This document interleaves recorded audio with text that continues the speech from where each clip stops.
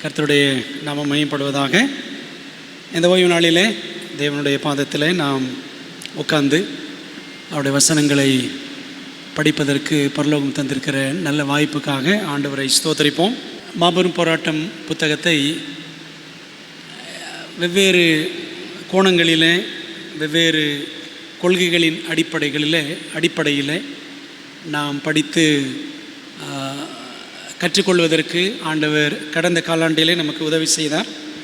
இந்த பாடத்தை, மாபெரும் போராட்டம் பாடத்தை இன்னொரு தொடர் வரிசையாகவும் எஜமானுக்காக எரிந்தவர்கள் என்று படித்து கொண்டு வருகிறோம். மார்டைர்ஸ் ஃபார் த மாஸ்டர். அதில் இன்றைக்கு நாம் 9ஆம் பாகம் பாடம் படிக்க போகிறோம். என்ன தலைப்பில் படிக்க போகிறோம் அப்படின்னா, sabbatarian martyrs worldwide. Sabbatarian martyrs worldwide. உலகெங்கிலும் ஓய்வு நாளின் இரத்த சாட்சிகள். உலகெங்கிலும் ஓய்வு நாளின் இரத்த சாட்சிகள். நம்முடைய தியானத்திற்குரிய வேத வசனம் யூதா நிருபத்தில் 3வது வசனம். யூதா 3ஆம் வசனம். பிரியமானவர்களே, பொதுவான இரட்சிப்பை குறித்து உங்களுக்கு எழுதும்படி நான் மிகவும் கருத்துள்ளவனாய் இருக்கையில், பரிசுத்தவான்களுக்கு ஒரு விசை ஒப்பு கொடுக்கப்பட்ட விசுவாசத்திற்காக, faith once delivered to the saints, பரிசுத்தவான்களுக்கு ஒரு விசை ஒப்பு கொடுக்கப்பட்ட விசுவாசத்திற்காக நீங்கள் தைரியமாய் போராட வேண்டும் என்று உங்களுக்கு எழுதி உணர்த்துவது எனக்கு அவசியமாய் கண்டது என்று சொல்லுகிறார். பைபிளில் பார்த்தீங்கன்னா சில வசனங்கள்லாம் ரொம்ப பிரபலமான வசனங்கள். ஆண்டவருடைய பிள்ளைகளை மிகவும் ஊக்கப்படுத்தின வசனங்கள் அப்படின்னா உங்களுக்கு எந்த வசனம்லாம் ஞாபகம் வரும்? அதில் ஒரு வசனம், நீ மரண பரியந்தம் உண்மையாயிரு, நான் உனக்கு ஜீவ கிரீடத்தை தருவேன். சரிங்களா? இந்த வசனம் வெளிப்படுத்தல் 2:10 ஏராளமான தேவனுடைய பிள்ளைகளுக்கு ஊக்கமாக உற்சாகம் அளிக்கிற ஒரு வசனம் என்று விளங்கினது வெளிப்படுத்தல் 2:10. அதே மாதிரி ஒரு வசனம் இந்த வசனம் யூதா 3. பரிசுத்தவான்களுக்கு ஒரு விசை ஒப்பு கொடுக்கப்பட்ட விசுவாசத்திற்காக தைரியமாய் போராட வேண்டுமென்று உங்களுக்கு எழுதி உணர்த்துவது எனக்கு அவசியமாய் கண்டது. ரொம்ப முக்கியமான வசனம். பிரியமானவர்களே, வெளிப்படுத்தல் தீர்க்க தரிசன புத்தகத்தில், வெளிப்படுத்தின விசேஷம் என்ற தீர்க்க தரிசன புத்தகத்தில் 7 சபைகள் வெளிப்படுத்தல் 2-3 அதிகாரங்களில் இடம்பெற்றிருக்கிறது. அதில் 4ஆம் திருச்சபை தியத்தீரா திருச்சபை என்பது நமக்கு தெரியும். அந்த தியத்தீரா திருச்சபையை என்ன சொல்கிறாங்க அப்படின்னா, இடைக்கால திருச்சபை அல்லது இருண்ட கால திருச்சபை, church of the dark ages or medieval church என்று சொல்லுகிறார்கள். அது மட்டுமல்ல, அதுக்கு இன்னொரு பேர் கரப்ட் சர்ச். தியத்தீரா சபைக்கு என்ன பேர்?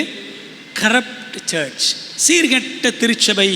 அந்த சபையினுடைய காலகட்டம் எந்த காலகட்டம்னு பார்த்தீங்கன்னா 538 அந்த 2 காலம் நெடுகிலும். இந்த திருச்சபை ஏன் சீர்கெட்ட திருச்சபை என்று சொல்லப்படுகிறது என்றால், பரிசுத்த வேதாகமமும் 10 கட்டளைகளும் புறம்பே தள்ளப்பட்டு பாரம்பரியங்களும் அஞ்ஞான அசுத்தங்களும் அரியணை ஏறி ஆட்டம் போட்ட காலகட்டம் அது. அதனால தான் அதுக்கு பேர் என்னது? சீர்கெட்ட திருச்சபை. சரிங்களா? இப்போ முதல் சபையை சொல்லும் பொழுது என்ன சொல்லுவாங்க? முதல் சபை லவ்லெஸ் சர்ச், அன்பில்லாத சபை, ஆதி அன்பை இழந்த சபை.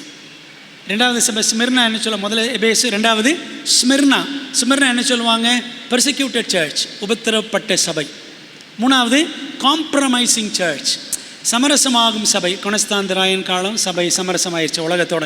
4வது அதன் சீர்கெட்ட திருச்சபை, சபை ரொம்பவும் கெட்டுப்போன ஒரு காலகட்டம்.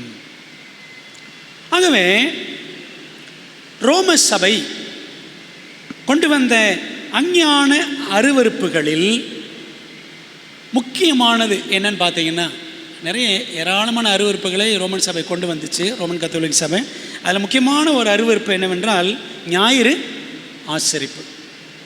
ரோம சக்கரவர்த்தியான கொனஸ்தாந்தராயன் காலத்தில் மார்ச் 7 கிபி 321 அந்த வருஷத்தில் முதல் ஞாயிறு ஆசரிப்பு சட்டம் வெளிவந்தது.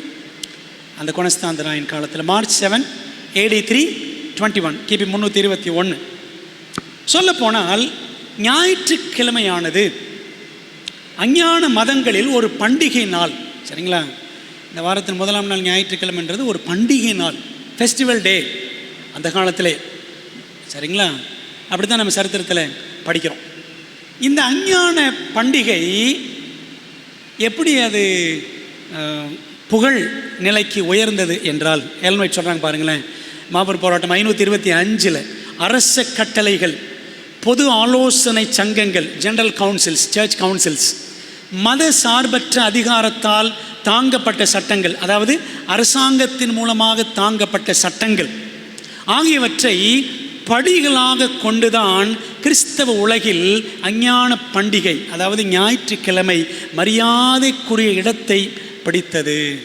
எப்படி இந்த ஞாயிற்றுக்கிழமை இப்படி உலகம் முழுவதும் புகழ்பெற்ற ஒரு நாளாகிவிட்டது அப்படின்னா எப்படியா? இந்த ஸ்டெப்ஸ் சொல்கிறாங்க பாருங்கள். அரச கட்டளைகள், பொது ஆலோசனை சங்கங்கள், மத சார்பற்ற அதிகாரத்தால் தாங்கப்பட்ட சட்டங்கள், இதன் அடிப்படையில் தான் ஞாயிற்றுக்கிழமை என்னாச்சான் பிரபலமாயிற்று. உலகம் முழுவதும் ஞாயிறு ஆசரிப்பு அல்லது ஞாயிறு ஆராதனைகள் மிக புனிதமாக கடைபிடிக்கப்பட்டு வருகிறது. உண்மைதானே? வாரத்தின் முதலாம் நாள் என்ற அஞ்ஞானம் இன்று மெய்ஞானம் போல் காட்சியளிக்கிறது. என்ன அர்த்தம்? அதாவது இந்த வாரத்தின் முதலாம் நாள் எப்படி இருக்கான்? அந்த ஞாயிற்றுக்கிழமை எல்லாரும் பரிசுத்தமான ஓய்வு நாள் என்று அதை ஆசரிக்கிறாங்க. அந்த அஞ்ஞானத்தை இன்னைக்கு மெஞ்ஞானமாக நினைத்து கொண்டு இருக்கிறார்கள். இந்த நிலையை அடைவதற்கு வலுசற்பமான சாத்தான் என்ன செய்தான்? மற்றும் அவனுடைய வலதுகரமான ரோம சபை என்னெல்லாம் செய்தது என்பதை நம்ம என்ன செய்கிறோம்? சரித்திரத்தில் படிக்கிறோம். சரிங்களா? இன்றைக்கி நம்ம சரித்திரத்தின் பக்கங்களுக்கு திரும்பி சென்று சில முக்கிய நிகழ்வுகளை நம்ம என்ன செய்ய போகிறோம்? படிக்க போகிறோம். சரிங்களா? நம்ம ஒரு ஜெபம் பண்ணிட்டு படிக்கலாமா? நல்ல தகப்பனே, இந்த வேலைக்காக நன்றி. உலகெங்கிலும் ஓய்வு நாள் இரத்த சாட்சிகள் என்ற பாடத்தை இன்றைக்கு படிக்க போகிறோம். ஆண்டவர் எங்களுக்கு இறங்கும். கர்த்தாவே, நம்முடைய ஆலயத்தில் உட்கார்ந்து நாங்கள் கேட்கிற படிக்கிற பாடங்களை இன்னும் ஆன்லைன் வழியாக இணைந்து கற்றுக்கொள்ளக்கூடிய இந்த சத்தியங்களை கர்த்தாவே, கால கடைசியில் வாழக்கூடிய எங்களுக்கு இந்த சத்தியங்களெல்லாம் மிகவும் அவசியமானவை என்று பரலோகம் கண்டு எங்களுக்கு அனுப்புகிறது என்று உணர்வுள்ள இருதயங்களோடு கேட்க எங்களுக்கு உதவி செய்யும். அலட்சிய மனநிலை, அசட்டை மனநிலை எல்லாவற்றையும் எங்களை விட்டு எடுத்து போடும்படியாய் நாங்கள் வேண்டுகிறோம்ப்பா. தகப்பனே, எங்களுக்கு இருக்கக்கூடிய தடைகள் எல்லாம் எடுத்து போடும். கவனத்தை சிதறடிக்கக்கூடிய காரியங்களை நீர் அகற்றி போட வேண்டும் என்று ஜெபிக்கிறோம். பலத்தினால் எங்களை இடைக்கட்டும், உம்முடைய ஆவியினால் எங்களை அபிஷேகியும்.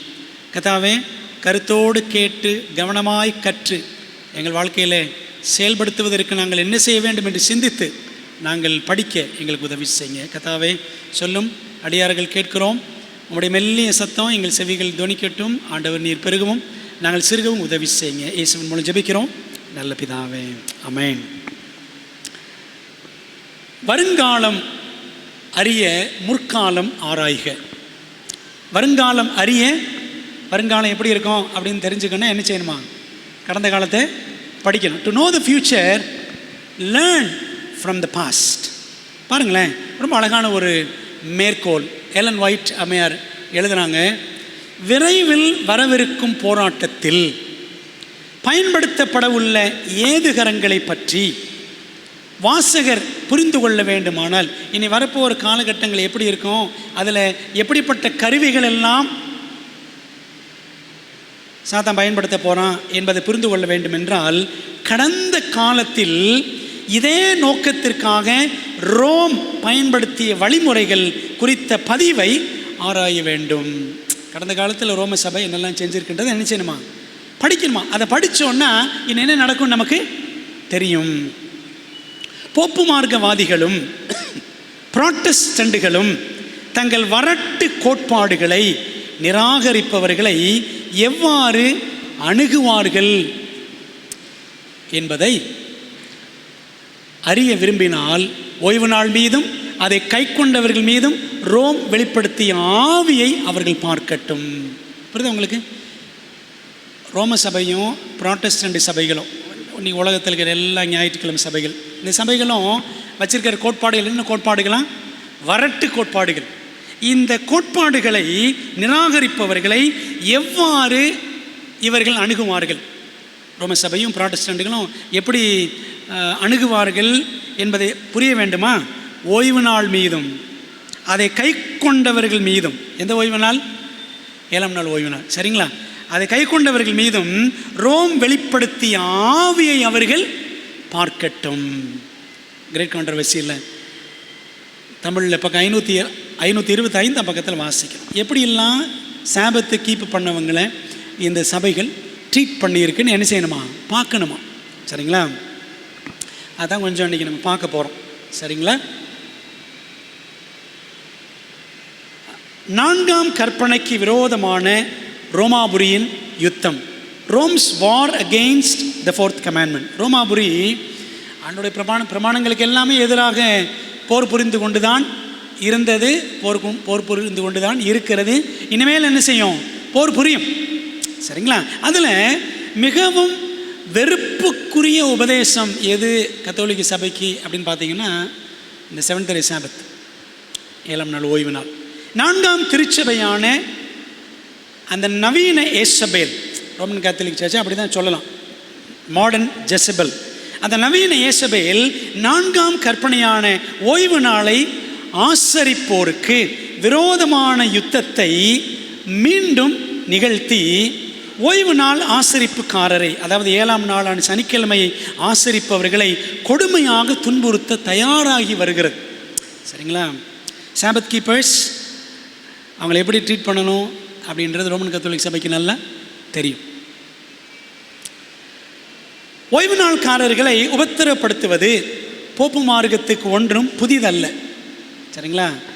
ஆண்டுடைய பிள்ளைகளை, சத்தியத்திற்காக வேதாமத்திற்காக நிற்பவர்களை உபத்திரப்படுத்துவது, அதிலும் ஓய்வு நாள் ஆசரிக்கிறவர்களை உபத்திரப்படுத்துவது என்பது ரோமன் கத்தோலிக் சபைக்கு புதிய விஷயம் கிடையாது. நீங்கள் சரித்திரத்தில் படிச்சிங்கன்னா, மார்க்க சீர்திருத்த காலத்தில், அந்த ரெஃபர்மேஷன் காலகட்டத்தில் ஓய்வு நாளை ஆசரித்த ஏராளமான, மார்ட்டின் லூத்தர் காலத்திலையும் அவர் காலத்துக்கு அப்புறமும் அதுக்கு முன்னாடியும் இப்படி ஓய்வு நாளை ஆசரித்த தேவ பிள்ளைகளை இந்த ரோம சபை கொன்று குவித்திருக்கிறது. அப்படி ஓய்வு நாள் ஆசரித்தது நிமித்தமாக கொல்லப்பட்ட இரத்த சாட்சிகளுக்கு என்ன பேர் தெரியுமா? சபாக்டேரியன் மார்டைர்ஸ் அப்படின்னு சொல்லுவாங்க. சபாக்டேரியன் மார்டைர்ஸ், சாபத் சொல்கிறாங்கல்ல, அதான் சபாக்டேரியன் மார்டைர்ஸ். ஓய்வு நாளை ஆசரித்த இரத்த சாட்சிகள் என்று சரித்திரம் நமக்கு அவர்களை அழகாக காட்டுகிறது. பாருங்களேன், கூட்டம் கூட்டமாகவும் ஓய்வு நாளை ஆசரித்தவர்கள் கொல்லப்பட்டிருக்கிறார்கள், தனித்தனியாகவும் ஓய்வு நாளை ஆசரித்ததற்காக கொல்லப்பட்டிருக்கிறார்கள். பாருங்கள், அதில் ஒரு கூட்டம் யாருன்னு பார்த்தீங்கன்னா, ஆல்ப்ஸ் பள்ளத்தாக்குகளில் ஓய்வு நாளின் இரத்த சாட்சிகள். யார் ஆல்ப்ஸ் மலை பள்ளத்தாக்குகள் இருந்தவங்க? படிச்சிருக்கோம்ல, வால்டென்சிஸ். வெரி குட், வால்டென்ஷியர்கள். Sabbath martyrs in the Alps. ஐரோப்பாவில் ஆல்ப்ஸ் மலைகள் அழகானவை, ரொம்ப அழகான மலைத்தொடர்கள், அதிலும் பிரம்மாண்டமானவை.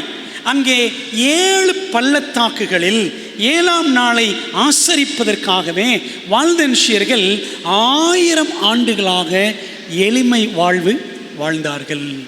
1000 வருஷம் எளிமையான வாழ்க்கை வாழ்ந்தாங்களாம். ஏன்? சாபத் கீப்பு பண்ணணுன்றதுக்காக, சரிங்களா? பாருங்களேன், ஒரு முக்கியமான மேற்கோளை வாசிக்கலாம்.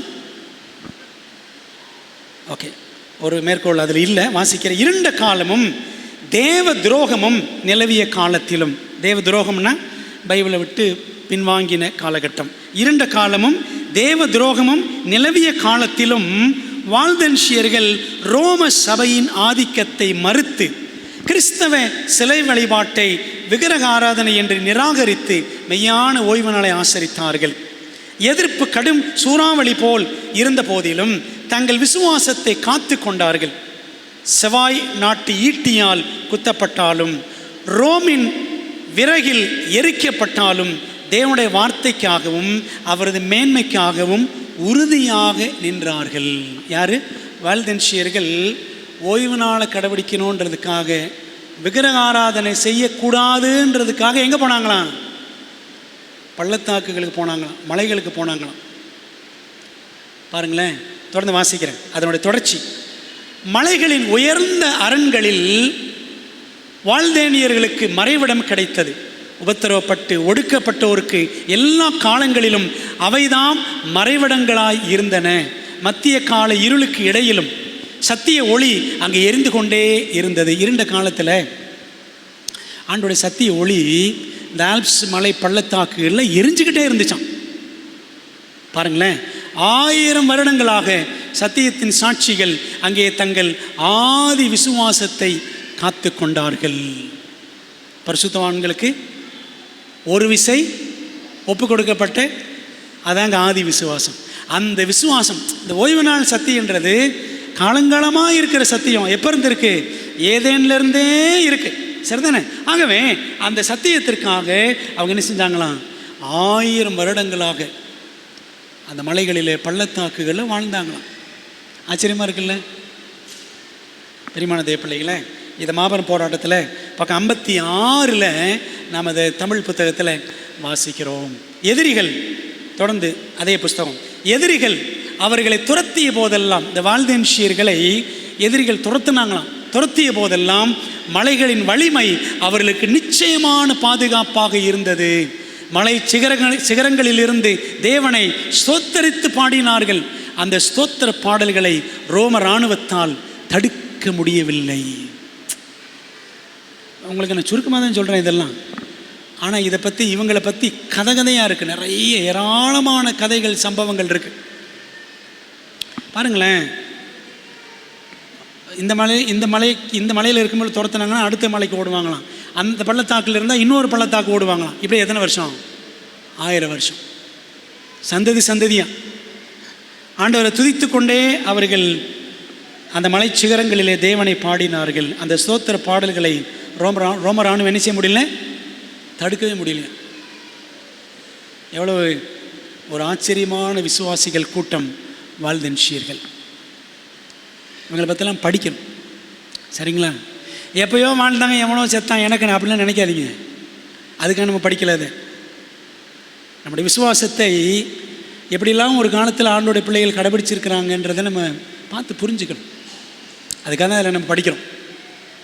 2வது கூட்டம் யாருன்னு பார்த்தீங்கன்னா, ஆப்பிரிக்க சபைகளில் ஓய்வு நாளின் இரத்த சாட்சிகள், sabbath martyrs in the churches of Africa. பாருங்களேன், ஒரே ஒரு மேற்கோள் தான் வாசிக்க போகிறேன். எலன் ஒயிட் என்ன சொல்கிறாங்க அப்படின்றத. அதே மாபெரும் போராட்டத்தில் 529ஆம் பக்கம் இந்த மேற்கோள் படித்தேன். ரொம்ப ஆச்சரியமாக இருந்துச்சு.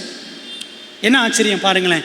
போப்பு மார்க்க சபை முற்றிலும் தேவ துரோகத்திற்குள் செல்வதற்கு முன் ஆசரித்தது போல ஆப்பிரிக்காவின் சபைகள் ஓய்வு நாளை ஆசரித்தன.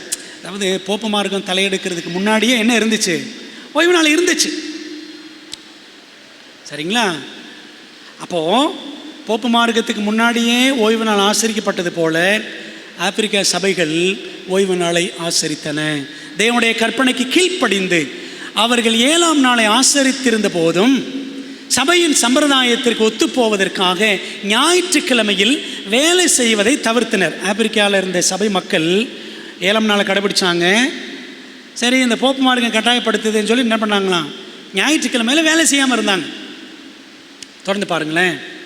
ரோம் அதிக ஆதிக்கத்தை பெற்றதும் தன்னை உயர்த்துவதற்காக தேவனுடைய ஓய்வு நாளை காலின் கீழிட்டு மிதித்தது. போப்பு மார்க்கம் என்ன பண்ணிச்சான்? அது மேலே வந்த உடனே ஆண்டோட கற்பனைகளை காலின் கீழே போட்டு மிதித்தது. தொடர்ந்து வாசிப்போம். ஆனால் கிட்டத்தட்ட 1000 வருடங்கள் மறைவாயிருந்த ஆப்பிரிக்காவின் சபைகள், என்ன ஆச்சரியம் தெரியுமா? ஆச்சரியம் சொன்னேன்ல, வால்டென்ஷியர்கள் என்ன செஞ்சாங்களாம்? அவங்களும் 1000 வருஷம். ஆப்பிரிக்க சபைகளும் என்னவா? இவங்களும் 1000 வருஷம். எங்க? மறைவிடங்கள். விளங்குது அவங்களுக்கு?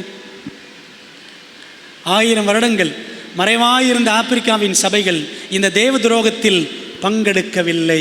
என்ன தேவ துரோகம்? இந்த ஞாயிற்றுக்கிழமை ஆசரிப்பது தேவ துரோகம். அந்த தேவ துரோகத்தில் என்ன செய்யலையாம்? ஆப்பிரிக்கா சபைகள் பங்கெடுக்கலையாம். ரோமின் கட்டுப்பாட்டிற்குள் கொண்டு வரப்பட்டதும் மெய்யான ஓய்வு நாளை புறந்தள்ளிவிட்டு பொய்யான ஓய்வு நாளை மேன்மைப்படுத்த நிர்பந்திக்கப்பட்டார்கள். ஒரு காலகட்டத்தில் பாருங்களேன், எப்படி ஆங்கிலேய அரசு, ஆங்கிலேய ஆட்சி உலகம் முழுவதும் பரவி இருந்ததோ, அதே போல் அதுக்கு முன்னாடி இருந்தே ரோமின் ஆதிக்கம் உலகமெங்கும் பரவி இருந்தது. அப்போ இந்த ரோமாபுரி ஆப்பிரிக்காவையும் கட்டுக்குள்ளே கொண்டு வந்தது. அப்போ இந்த ஓய்வு நாளை, மெய்யான ஓய்வு நாளை தள்ளி விட்டுட்டு பொய்யான ஓய்வு நாளை ஞாயிற்றுக்கிழமையை கடைபிடிக்கிறதுக்கு நிர்பந்தம் பண்ணினது ரோம சபை. ஆனால் அவர்கள் மீண்டும், யார்? ஆப்பிரிக்க சபைகள், அவர்கள் மீண்டும் சுதந்திரத்தை பெற்றதுமே மீண்டும் 4வது கற்பனைக்கு கீழ்ப்படிய ஆரம்பித்தார்கள். பார்த்தீங்களா, கூட்டம் கூட்டமாக. ஐரோப்பாவில் வாலன்சியர்கள், ஆப்பிரிக்காவில் கருப்பர்கள் என்ன செஞ்சுருக்காங்க? 1000 வருடங்களாக ஓய்வு நாளை, 7ஆம் நாளை கடைபிடிச்சிருக்காங்க என்பதை சரித்திரம் நமக்கு திட்டவட்டமாக சொல்லுகிறது. உலகெங்கிலும் ஓய்வு நாள் இரத்த சாட்சிகள் சத்தியத்திற்காக, பரிசுத்தவான்கள் ஒரு ஒப்புக் கொடுக்கப்பட்ட விசுவாசத்திற்காக அவர்கள் நின்றிருக்கிறார்கள் என்று பார்க்கிறோம். மத்திய ஐரோப்பாவின் ஓய்வு நாள் இரத்த சாட்சி. Central Europe, Sabbath martyr in the central Europe. மத்திய ஐரோப்பாவில் பார்த்தீங்கன்னா ஒரு நபர், ஒரு பிரபலமான ஒரு நபர், ஒருவேளை நம்ம கேள்விப்பட்டிருக்க மாட்டோம். அவர் பேர் என்னன்னு பார்த்தீங்கன்னா ஆஸ்வால்ட் கிளைட். ஆஸ்வால்ட் கிளைட் அவர் பேர். கிட்டத்தட்ட 16ஆம் நூற்றாண்டு, 1550-55 அந்த மாதிரி காலகட்டம். ஓய்வு நாள் சத்தியத்திற்காக திரும்ப திரும்ப சிரமம், சிக்கல் மற்றும் சித்திரவதைகளுக்கு ஆளான மத்திய ஐரோப்பியர் ஆஸ்வால்ட் கிளைட். இவர் ஒவ்வொரு இடமாக சென்று, ஒவ்வொரு இடமாக போய் ஓய்வு நாள் சத்தியத்தை பிரசங்கித்ததற்காக கைது செய்யப்பட்டார். ஓய்வு நாள் சத்தியத்தை இடத்துல போய் சொன்னார். இவர் அரெஸ்ட் பண்ணாங்க. 1 வருஷம் 6 வாரங்கள் ஜெயிலில் தள்ளினாங்க. 1 வருஷம் 6 வாரங்கள். ஒரு நாள் நள்ளிரவில் படை வீரர்களால் கைகளும் கால்களும் கட்டப்பட்ட நிலையில் ஜெயிலில் கிடக்கிறாரு. ஷூஸ், பூட்ஸ் சத்தம் கேட்குது. நிறைய சோல்ஜர்ஸ் வர்றாங்க. வந்து இவரை பிடிச்சு கைகள் கால்களை கட்டி நகரத்தின் வழியாக அவரை இழுத்து சென்று கடைசியில் தர இழுத்துட்டு போயிருக்காங்க. கடைசியில் என்ன செஞ்சாங்களாம்? டான்யூப் ஆற்றுக்குள்ளே அவரை வீசி எரிந்து கொலை செய்தார்கள் அப்படின்னு சரித்திரம் சொல்லுது. Oswald Glait. அன்பானவர்களே, இதை படிக்கும் பொழுது நமக்கு ஒரு கேள்வி வரணும். என்ன கேள்வினா, are we all absorbed in self interest or saviour interest? நம்ம எல்லாரும் சுய நலனிலேயே மூழ்கி போயிருக்கிறோமா, அல்லது இரட்சகருடைய காரியங்களுக்கு நாம் கவனம் செலுத்துகிறோமா என்பது ஒரு முக்கியமான கேள்வி. இதை குறித்து, இந்த சம்பவத்தை பற்றி மார்க் ஃபின்லே எழுதும் பொழுது சொல்றார் பாருங்களேன். The witness of Oswald Gleit echoes down the corridors of time, calling us to commitment today. It calls us to deeper dedication, to stand for the right though the heavens fall. Our Lord asks us not only to be willing to die for Him, but also to live for Him now and forever. Oswald Gleit-னுடைய சாட்சி காலங்கள் நெடுகிலும் கடந்து வந்து நமக்கு சாட்சியாக தொனிக்கிறது. நாம் ஆண்டவருக்கு நம்மை ஒப்படைப்பதற்கு நம்மை அழைக்கிறது. நாம் ஆழமான அர்ப்பணிப்பில் நின்று வானமே இடிந்து விழுந்தாலும் தேவனுடைய சத்தியத்திற்காக நிற்கும்படி இந்த சாட்சி நம்மை அழைக்கிறது. ஆண்டவர் அவருக்காக நாம் மரிப்பதற்கு விருப்பமுள்ளவர்களாக விளங்க வேண்டும் என்று மட்டும் அவர் விரும்பவில்லை. அவருக்காக மரிக்கணும் அப்படின்னு நம்ம சொல்லுவோம். அதற்காக மட்டுமல்ல, நாம் இந்த உலகத்தில் வாழும் பொழுது, இப்பொழுதும் இனிமேலும் அவருக்காக வாழ்ந்து காட்ட வேண்டும் என்று நிற்கவும் அவர் நம்மிடத்தில் எதிர்பார்க்கிறார். நான் சொல்லியிருக்கேன்ல, ஆண்டவருக்காக சாகிறது ஈஸி, ஆனால் வாழ்கிறது தான் கஷ்டம். சரிதானே? ஆகவே அவருக்காக இன்றும் என்றுமாக ஆண்டவருக்காக நிற்க வேண்டும் என்பதை தேவன் நம்மிடத்தில் விரும்பி எதிர்பார்க்கிறார். இப்போ மத்திய ஐரோப்பா பார்த்தோம், சரிங்களா? அடுத்து பாருங்களேன், இங்கிலாந்தில் ஓய்வு நாளின் இரத்த சாட்சிகள். சாபத் மார்டைர்ஸ் இன் இங்கிலாந்து. இங்கிலாந்திலிருந்து ஒரு 2 உதாரணங்களை உங்களுக்கு நான் காண்பிக்க விரும்புகிறேன். அதில் ஒருத்தர் யாருன்னு பார்த்தீங்கன்னா ஜான் ஜேம்ஸ். ரொம்ப ரொம்ப வேதனையாக இருக்கும் இவர் கதையை படித்தோம் அப்படின்னா. ஜான் ஜேம்ஸ் லண்டனில் செவன்த் டே பேப்டிஸ்ட் சபையை புல்ஸ்டேக் ஆலி, லண்டனில் புல்ஸ்டேக் ஆலி என்ற இடத்துல செவன்த் டே பேப்டிஸ்ட் சபை உருவாக்குனேன். உங்களுக்கு தெரியுமா? செவன்த் டே அட்வென்டிஸ்ட் நாம, செவன்த் டே பேப்டிஸ்ட் இருக்குது, செவன்த் டே பெண்டிகாஸ்ட் இருக்குது. தெரியுமா உங்களுக்கு? செவன்த் டே பெண்டிகாஸ்ட் இருக்குது. ஆகவே செவன்த் டே பேப்டிஸ்ட் சபையை நிறுவினார். செவன்த் டே பெண்டிகாஸ்ட் எங்கே இருக்குன்னா சேலத்தில் இருக்குது. சரிங்களா? சரி, இந்த சபை செவன்த் டே பேப்டிஸ்ட் சபைக்கு லண்டனில் அதனுடைய பெயர் மில் யார்ட் சர்ச் என்று பெயர். மில் யார்ட் சர்ச் என்று அதற்கு பெயர். இதான் அந்த கட்டடம். அக்டோபர் 19 1661 வருஷம் 1661 அந்த வருஷத்தில் சனிக்கிழமை அன்று ஆலயத்தில் அவர் பிரசங்கம் பண்ணிகிட்டு இருக்கிறார். John James. சட்ட அதிகாரிகள் உள்ளே நுழைந்தார்கள், இடையூறு செய்தார்கள். பிரசங்கம் பண்ணும் பொழுதே, பிரசங்கம் பண்ணிகிட்டு இருக்கும் பொழுதே பிரசங்க பீடத்திலிருந்து அவரை கீழே இழுத்தார்கள், வெளியே கொண்டு சென்றார்கள். அரசனுக்கு எதிராக பேசி துரோகம் செய்தார் என்று குற்றம் சாட்டினார்கள். அப்புறம் இந்த அரசன் யாருன்னு பார்த்தீங்கன்னா 2ஆம் சார்ல்ஸ். அவர் அப்போ தான் முந்தின வருஷம்தான் ராஜா ஆயிருக்கிறார். ராஜ துரோகம் செய்ததாக ஜான் ஜேம்ஸ் மீது குற்றம் சுமத்தினார்கள். நியூ கேட் சிறைச்சாலை, இங்கிலாந்தில் இருக்கிற ஒரு சிறைச்சாலை, நியூ கேட் பிரிசன், அதில் அவரை அடைச்சிட்டாங்க. 1 மாதம் ஜெயிலில் இருந்தார். அவரை தூக்கிலிட வேண்டும் என்று வெஸ்ட்மின்ஸ்டர் ஹாலில் நீதிபதிகள் தீர்ப்பு எழுதினார்கள். நவம்பர் 26 1661 வருஷம் அன்று பனிச்சறுக்கு வண்டியில், ஸ்லெட்ஜ் அப்படின்னு சொல்லுவாங்க, ஸ்லெட்ஜ் பனிச்சறுக்கு வண்டியில் அவரை கட்டி தெருக்களினூடே இழுத்து சென்றார்கள். அவர் தண்டிக்கப்படும் இடத்திலே கூடியிருந்த கூட்டத்தார் நிறைய பேர் கூடி நிற்கிறாங்க. அவர்களுக்கு முன்பாக ஜேம்ஸ் பேசினார். என்ன பேசினார் தெரியுமா? கிறிஸ்துவில் உள்ள தம்முடைய நம்பிக்கையை அவர் வெளிப்படுத்தி எல்லாருக்காகவும் ஊக்கமாக ஜெபித்தார். எல்லாருக்கும் நம்பிக்கை ஊட்டினார், ஜெபம் பண்ணார். அவரது அன்பான மென்மையான சத்திய வார்த்தைகளை கேட்ட மக்கள் எவராலும் மறக்கவே முடியல. அப்படி பேசினார் அந்த மனுஷன். அப்போ இப்போ அவரை கொல்ல வேண்டும், தூக்கிலிட தீர்மானம் தான் போட்டாங்க, தூக்கிலிடன்னு சொல்லி. ஆனால் தூக்கிலிடும் தீர்மானத்திற்கு பதிலாக அவர் சரீரத்தை பிளந்தார்கள், இருதயத்தை தனியாக எடுத்து நெருப்புக்குள்ளே வீசினார்கள். அவரது ஆலயத்திற்கு வெளியே, எந்த சர்ச்சில் அவர் பிரசங்கம் பண்ணாரோ அந்த சர்ச்சுக்கு வெளியில் ஒரு கம்பத்தில் அவர் தலையை மாட்டி வச்சிட்டாங்க. தலையை மட்டும் மாட்டி வச்சாங்களாம். ஓய்வு நாளை ஆசரிப்பவர்களுக்கு எச்சரிக்கையாக இருக்கும்படி அவரது சரீரத்தின் பிற பாகங்கள் நகரத்தை சுற்றிலும் சிதறி வீசப்பட்டன. யார் யாரெல்லாம் ஓய்வு நாளை கடைபிடிக்கிறீங்க, சனிக்கிழமை ஆசரிக்கிறீங்களா, எல்லாம் பாருங்கள் உங்களுக்கு லெசன் அப்படின்னு சொல்லி என்ன செஞ்சாங்களாம், அவர் பாடி பார்ட்ஸை துண்டு துண்டாக்கி எல்லா இடத்துல எரிஞ்சாங்க. எங்கே? இங்கிலாந்தில். பெரியமானவர்களே, இது ஒரு உதாரணம். ஆனால் பாருங்களேன், கடைசி வரைக்கும் நின்றுருக்காங்கல்ல. பரிசுத்தவான்களுக்கு ஒரு விசை ஒப்பு கொடுக்கப்பட்ட விசுவாசத்திற்காக எப்படி போராடணும்? தைரியமாய் போராட வேண்டும். ஜான் அண்ட் டாரத்தி ட்ரைஸ்க், ஒரு கணவன் மனைவி தம்பதி, ஜான் மற்றும் டாரத்தி ட்ரைஸ்க். 1600களில் 1600s இந்த காலகட்டத்தில் லண்டனில் ஒரு தனியார் பள்ளி, preparatory school, private preparatory school, ஒரு ஸ்கூல் ஒன்று இந்த தம்பதி நடத்திட்டு வந்தாங்க. இவங்க யாருன்னு பார்த்தீங்கன்னா பியூரிட்டன்ஸ் அப்படின்னா பாரம்பரியங்கள் எல்லாம் விட்டு பிரிஞ்சு பைபிள் இதைத்தான் ஃபாலோ பண்ணுவோம் அப்படின்னு சொல்லுவாங்க. பியூரிட்டன்ஸ் தமிழில் சொன்னால் சுத்தாங்க சபை அப்படின்னு சொல்லுவாங்க. சுத்தாங்க சபை வேதாகம கட்டளைப்படி 7ஆம் நாளில் என்ன செஞ்சாங்க, ஸ்கூலை மூடிடுவாங்க. 7ஆம் நாளில் ஸ்கூலை க்ளோஸ் பண்ணிடுவாங்க.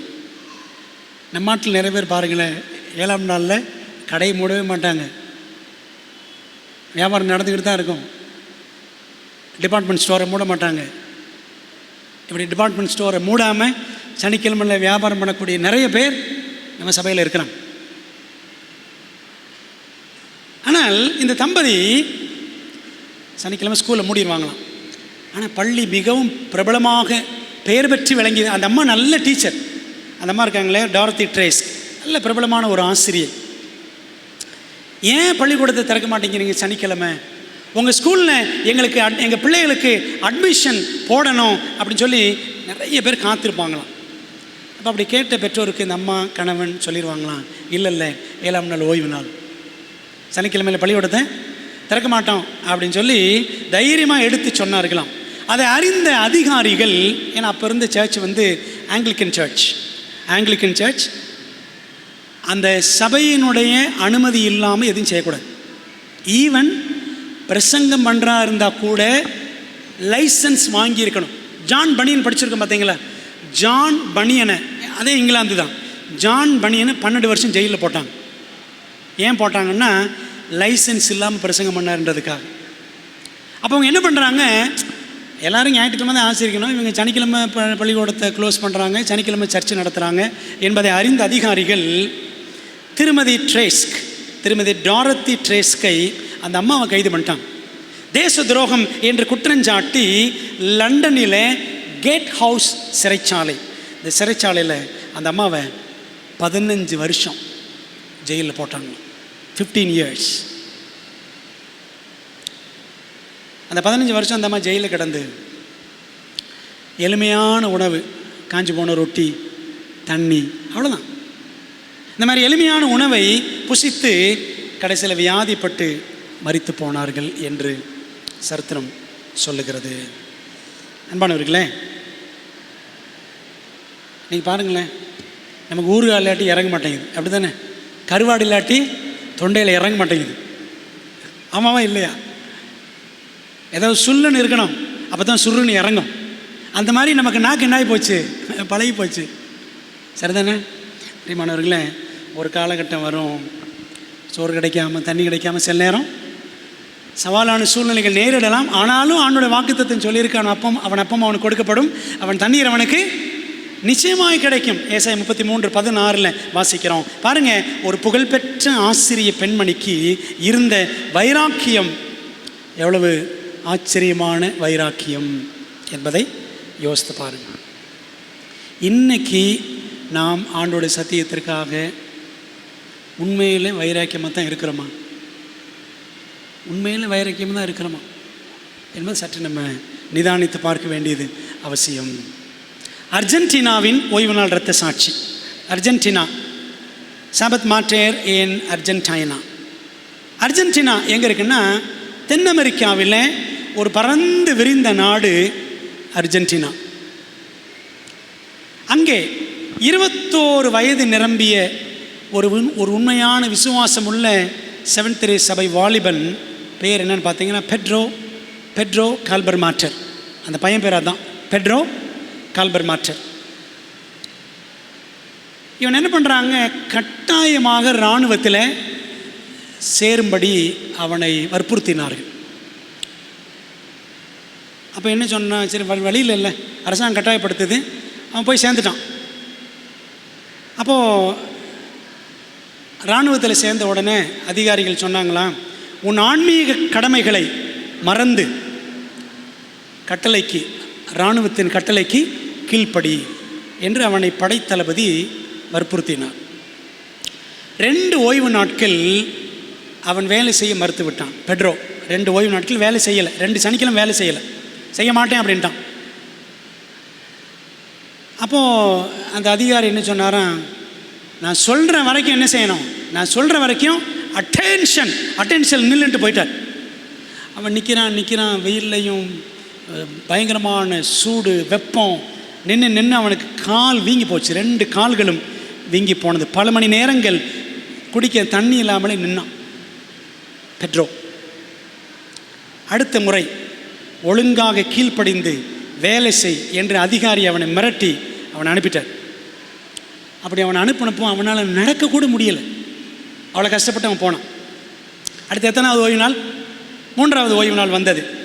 அப்போ அதிகாரி கூப்பிட்டாராம், பெட்ரோ இங்கே வான்னு கூப்பிட்டார். துணிகளை, இராணுவத்தில் இருக்கக்கூடிய துணிகளை எடுத்துகிட்டு போய் ஆற்றில் துவைத்து கொண்டு வா என்று அவனுக்கு அதிகாரி கட்டளையிட்டான்.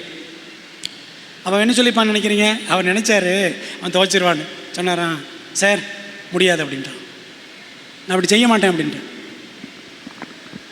நான் தேவனுக்கே கீழ்ப்படிய வேண்டும் என்று ரொம்ப மரியாதையாக கௌரவமாக கூறிவிட்டான். கோபமடைந்த அதிகாரி அணிவகுப்பு மைதானத்தில் தண்ணீர், சோப்பு, துணிமணிகள் எல்லாத்தையும் இவரே கொண்டாந்துட்டார். இந்த அதிகாரியே எல்லாம் தண்ணீர், சோப்பு, பக்கெட்டு, துணிமணி எல்லாத்தையும் கொண்டாந்துட்டு நீ துவை அப்படின்னு சொல்லி அவனை கூச்சல் போடுற. அவன் ரொம்ப பவ்யமாக முடியாது சார் அப்படின்றான். அவனை சாட்டையால், பெட்ரோவை சாட்டையினால் சராமாரியாக அந்த அதிகாரி அடித்தான். அடித்த அடியில் இந்த பெட்ரோ என்ற வாலிபன் மயங்கியே விழுந்துட்டான். அப்போது பார்த்தீங்கன்னா சாப்ளைன் அப்படின்னு இருப்பாங்க. ஹாஸ்பிட்டல்ஸில் சாப்ளைன் இருப்பாங்க, இராணுவத்தில் சாப்ளைன்னா போதகர். அங்கே இருக்கிற இராணுவ வீரர்களுக்கான போதகர். யாருன்னா அவர் ஒரு கத்தோலிக்கர். சரிங்களா? அவர் ஒரு கத்தோலிக்கர், இராணுவ போதகர். அவர் இந்த 21 வயது நிரம்பிய அந்த வாலிபன் பெட்ரோ கால்பர் மாட்டர் அவனுடைய விசுவாசத்தை கண்டு இவருக்கு ரொம்ப ஆச்சரியம். இவர் போய் என்ன பண்ணுறாரு, இந்த அதிகாரியை விட உயர் அதிகாரி அவர்கிட்ட போய் சொல்கிறார், சார் இந்த மாதிரி ஒரு பையன் இருக்கிறான், அவன் சனிக்கிழமை வேலை செய்ய மாட்டேங்கிறான்னு. அவரும் கேட்டு ஆச்சரியப்படுறார். ஆச்சரியப்பட்டு என்ன சொன்னார் தெரியுமா அந்த உயர் அதிகாரி, இனிமேல் அவனுக்கு சனிக்கிழமையில் வேலை கொடுக்காதீங்க அப்படின்னு சொல்லிடுறேன். அது மட்டும் இல்லை, இந்த நியூஸ் எங்கே போகுதுன்னா, அர்ஜென்டினாவில் இருந்த மினிஸ்டர் ஆஃப் வார், போர்த்துறை மந்திரிக்கும் இந்த செய்தி சென்றது. அவரும் இந்த 21 வயசு பையன் இவனுடைய அந்த வேதாகம விசுவாசத்தை குறித்து அவர் கேட்டு ஆச்சரியப்பட்டு அவர் ஒரு சட்டம் போட்டார். என்ன சட்டம் போட்டார் தெரியுமா? இனிமேல் அர்ஜென்டினா இராணுவத்தில் சேர்க்கப்படும் எல்லா அட்வென்டிஸ்டுகளுக்கும் என்னது, சாபத் ஆஃப் அப்படின்னு சொல்லிட்டாராம். சனிக்கிழமையில் செவன்த் டே அட்வென்டிஸ்ட் வாலிபர்கள் யார் சேர்ந்தாலும் அவங்களுக்கு சனிக்கிழமை லீவ் அப்படின்ட்டாங்க. பார்த்தீங்களா? அன்றைக்கி அந்த பையன் வேலை செஞ்சுருந்தானே என்ன இருக்கும், எல்லாருக்குமே வேலை அப்படி ஆயிரும். அன்பானது பிள்ளைகளே, நம்முடைய பிள்ளைகள் காலேஜில் படிக்கிறாங்க. நம்ம பிள்ளைகள் சனிக்கிழமை என்ன செய்கிறாங்க, காலேஜுக்கு போகிறாங்களா, டியூஷனுக்கு போகிறாங்களா, அல்லது சனிக்கிழமை இன்டர்வியூக்கு போகிறாங்களா? நம்ம என்ன செய்கிறோம் சனிக்கிழமை? யோசித்து பாருங்கள். இதெல்லாம் நம்ம கொஞ்சம் சிந்திக்கணும் அப்படின்றதுக்காக தான் இந்த கதைகள்லாம் நம்ம படிக்கிறோம். நம்ம வேலை இல்லாமல் நேரம் போகாமல் இதெல்லாம் படிக்கலை என்பதை நாம் சற்று உணர்ந்து இந்த பாடங்களுக்காக நம்ம அவனுக்கு நன்றி சொல்லணும். எவ்வளோ பெரிய அற்புதம் பார்த்தீங்களா? ஒரே ஒரு பையன் நின்னா அந்த நாட்டில் எல்லா அட்வென்டிஸ்ட் வருங்கால இராணுவ வீரர்களுக்கும் சாபத் ஆஃப், ஓய்வு நாள் விடுப்பு கிடைத்தது. ஆனால் அவன் சாகலை, ரத்த சாட்சியாக சாகலை. ஆனால் எவ்வளோ அடி வாங்கியிருக்கான். அது ரத்த சாட்சி தானே, எவ்வளோ அடி வாங்கியிருக்கான். பிரியமானவர்களே, இதெல்லாம் நமக்கு தேவன் தரக்கூடிய நல்ல பாடம் என்பதை உணர்ந்து ஆண்டவருக்கு நன்றி சொல்லணும். சரி, இந்தியாவில் ஓய்வு நாள் ரத்த சாட்சி உங்களுக்கு ஏதாவது ஞாபகம் இருக்கா? இந்தியாவில் யாராவது ஓய்வு நாளுக்கு ரத்த சாட்சி ஆகியிருக்காங்களா? ஒரு ரத்த சாட்சியை குறித்து நான் உங்களுக்கு சொல்ல போகிறேன். சாபத் மார்ட்டியர் இன் இந்தியா.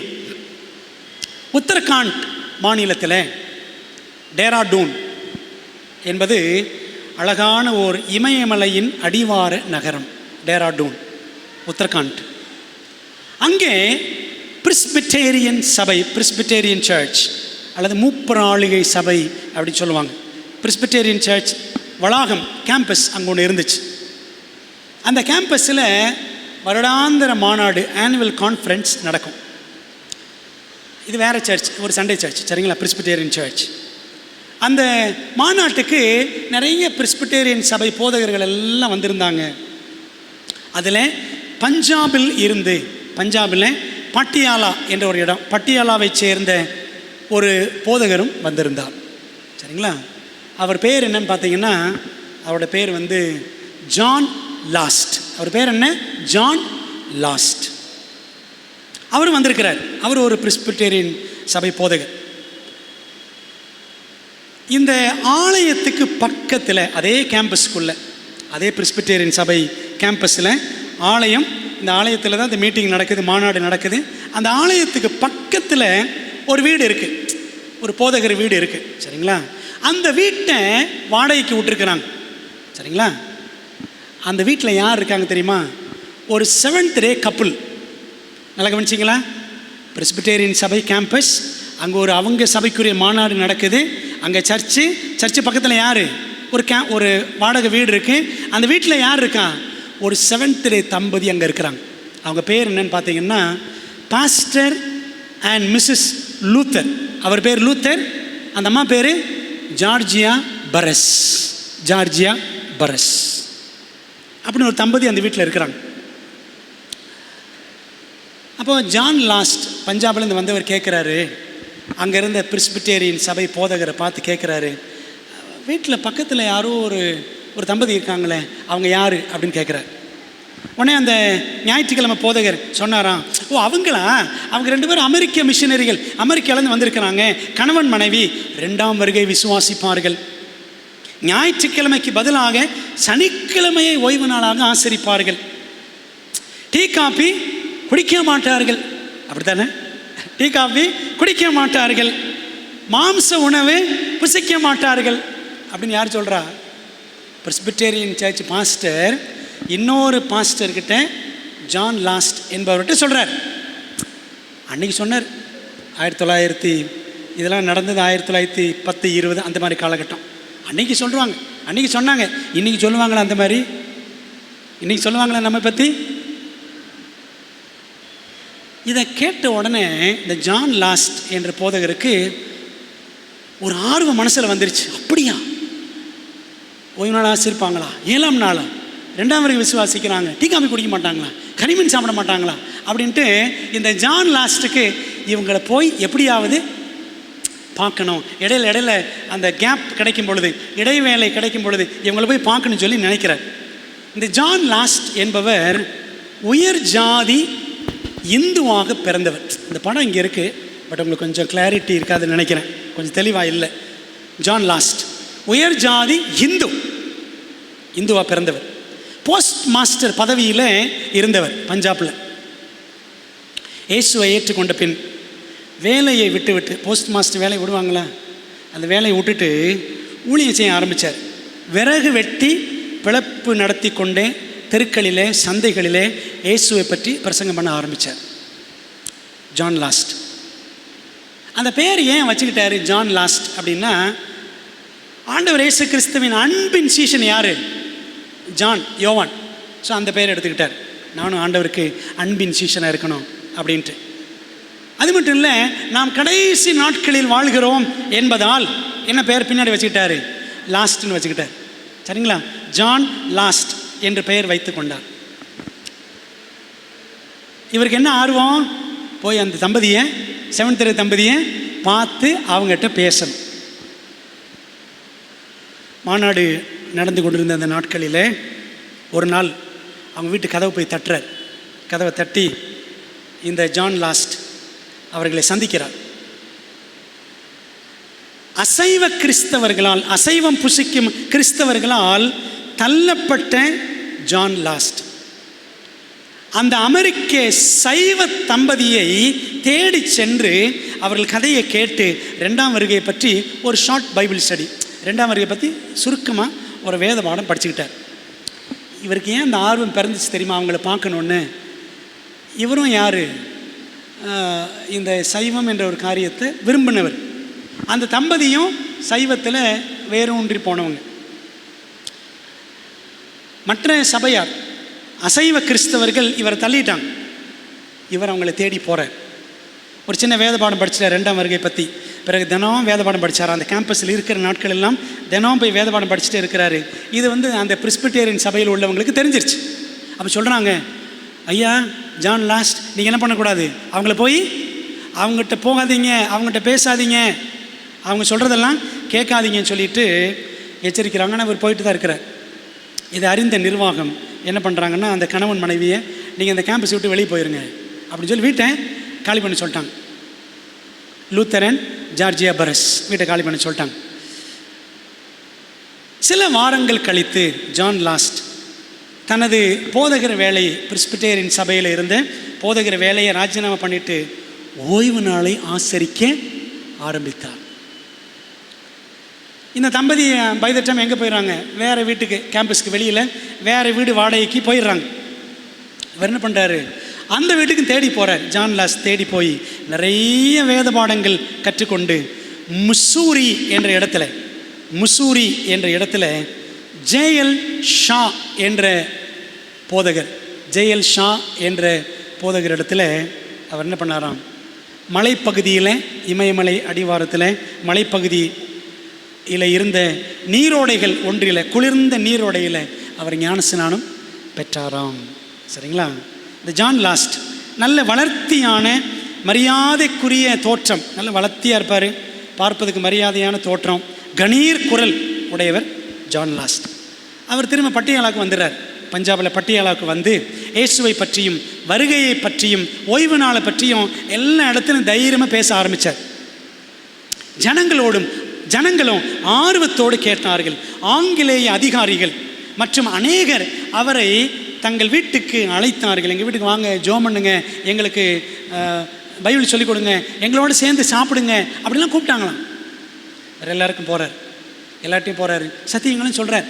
யாராவது காசு கொடுத்தாங்கன்னா, பணம் கொடுத்தாங்கன்னு வச்சுக்கோங்களேன், அவர் சொல்லுவாராம், உங்கள் ஜெபமே போதும், I am only hungry for your prayers அப்படின்னு சொல்லுவாராம்.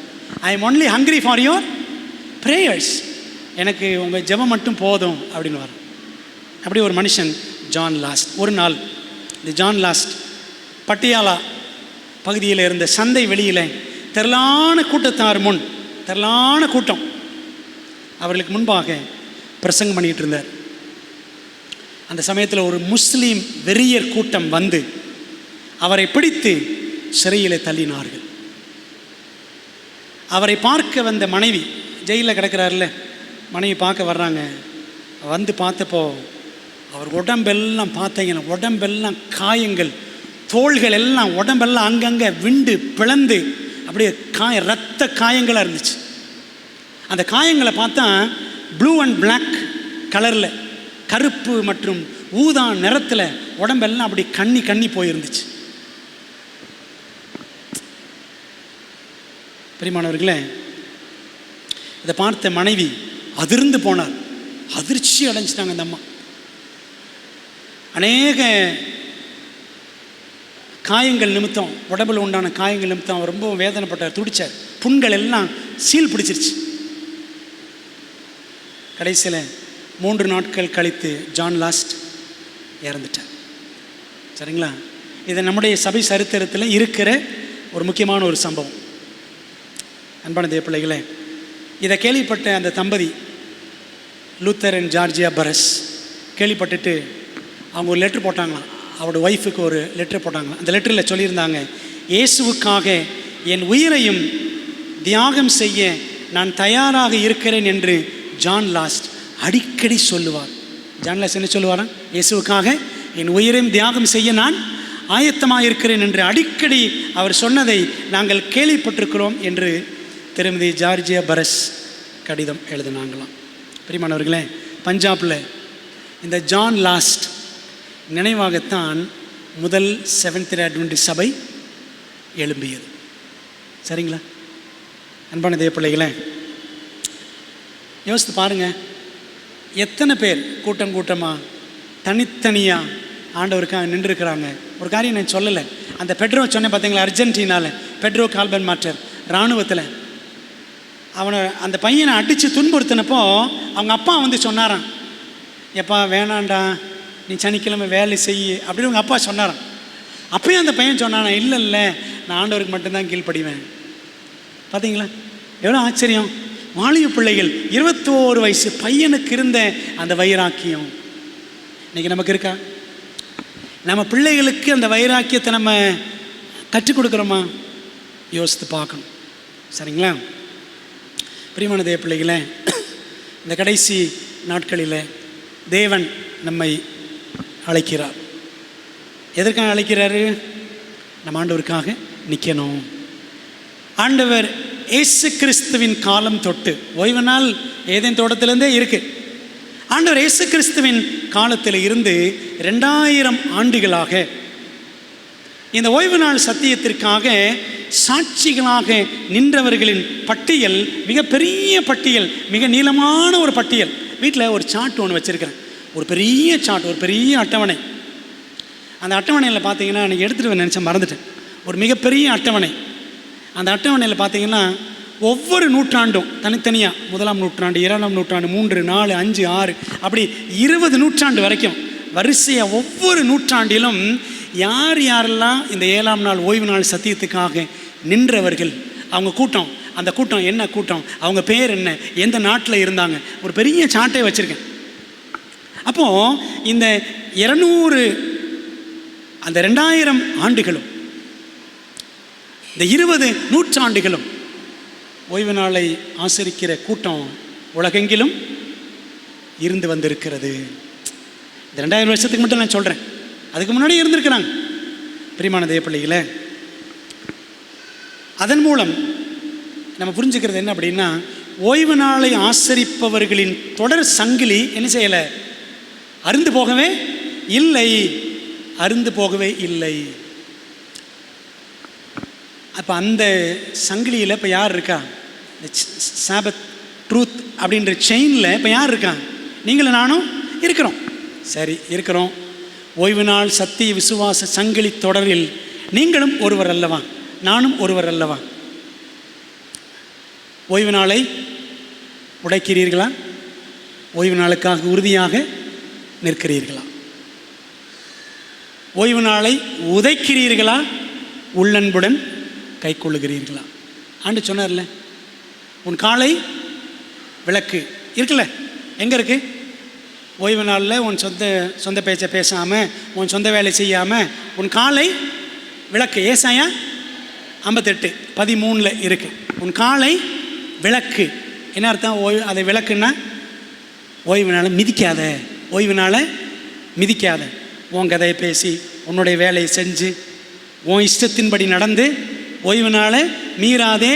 ஓய்வு நாளை மீறுவதன் மூலம் 4ஆம் பிரமாணத்தை மிதிக்காதே. அதான் ஆண்டவர் சொல்கிறார். சரிங்களா? அதான் கேள்வி.